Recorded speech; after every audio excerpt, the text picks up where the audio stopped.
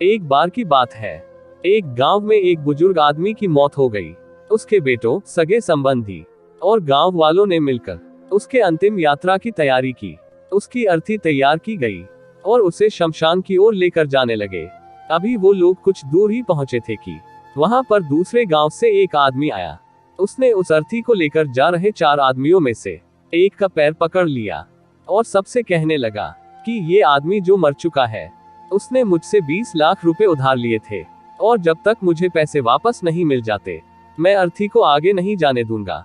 मृत व्यक्ति के बेटों ने उस आदमी से कहा कि पिताजी ने कभी इस कर्जे के बारे में हमसे जिक्र नहीं किया, इसलिए हम तो यह कर्जा नहीं देने वाले। जब बेटों ने ही मना कर दिया, तो उस मृत व्यक्ति के भाइयों ने भी कहा कि जब बेटे ही मना कर रहे हैं, तो हम भी इस कर्जे की जिम्मेदारी नहीं लेने वाले हैं। शमशान यात्रा में शामिल कोई भी आदमी पैसे देने के लिए राजी नहीं हुआ। दूसरे गांव से आए उस आदमी ने अर्थी को आगे भी नहीं जाने दिया, जब तक कि इस घटना की खबर घर की महिलाओं तक ना पहुंच गई।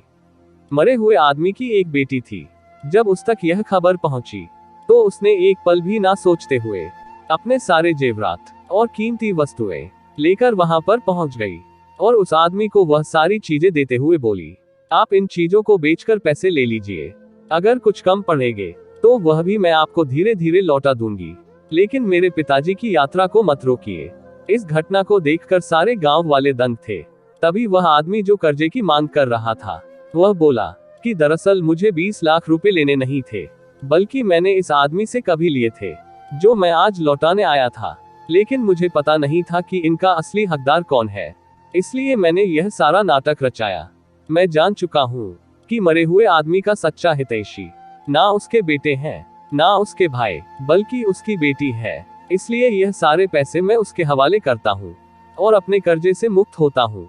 थोड़ी ही देर में जो घटना घटित हो चुकी थी, उससे बेटों के, भाइयों के और बाकी रिश्तेदारों के सर शर्म से झुक गए।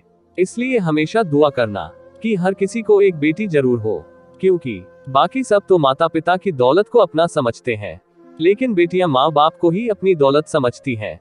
ऐसी ही और भी प्रेरणादायक और रोचक कहानियां सुनने के लिए अभी सब्सक्राइब करें प्रेरणा टीवी को, ताकि वीडियो की नोटिफिकेशन पहुंचे आप तक सबसे पहले। धन्यवाद।